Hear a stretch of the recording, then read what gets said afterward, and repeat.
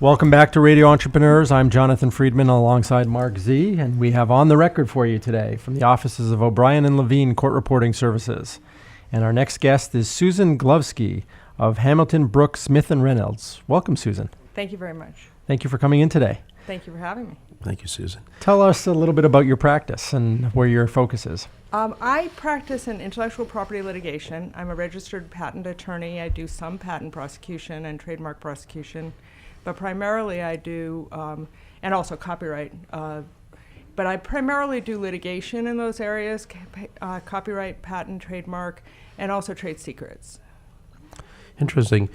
What's interesting about your practice is, as you say, a lot of litigators, IP litigators, are not members of the patent bar.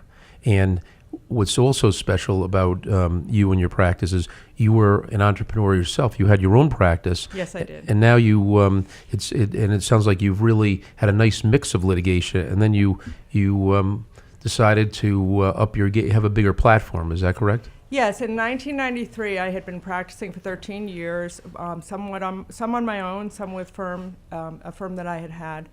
And I did construction litigation, I did business disputes, all kinds of litigation, admiralty. Interesting. And I loved federal court, and one of the nice things about working at Hamilton, Brooks, Smith Reynolds is that I'm almost exclusively in federal court. I mentioned trade secrets, that sometimes brings me to state court, but federal court is primarily where I am and where I like to be.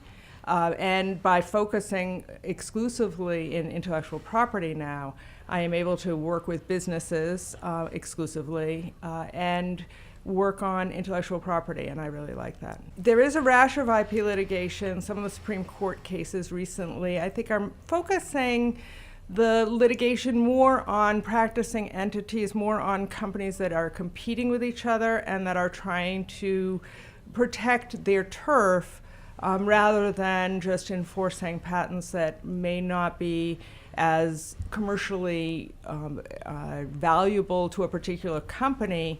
I think it's more companies that are fighting with each other over becoming the exclusive supplier of a product.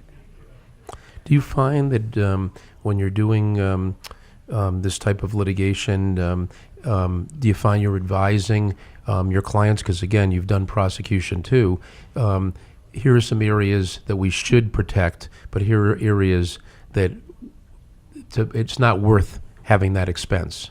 Yes, I think companies are benefited by having litigators focus on the entire patient, Right. So to speak, and look at how are you going to position yourself in the marketplace. Why are you fighting this fight? Is this the right fight to be fighting? Should you be fighting this fight? Are there better ways to make yourselves the value-added company? And that sometimes brings in the trademark area, which is another area I practice in. If you get a patent on your product, but you don't protect the name of your product, sometimes you've lost, even though you have the patent. Someone else might figure out a way to design around and get a valuable trademark and have the right salespeople and make your company less valuable. Instead, I try to work with clients to make sure that they're protecting their IP totally for commercial advantage. You raise an interesting point, and you touch on salespeople, for example, and I think there's a lot of technology companies out there that have great science developers. You know, they create their patents, but don't have the go-to-market strategy or don't have the ability to win market share. Are you seeing do you work with a lot of clients in that vein, and do you advise them that perhaps you're better off licensing your technology to somebody who has the pieces in place to get it to market?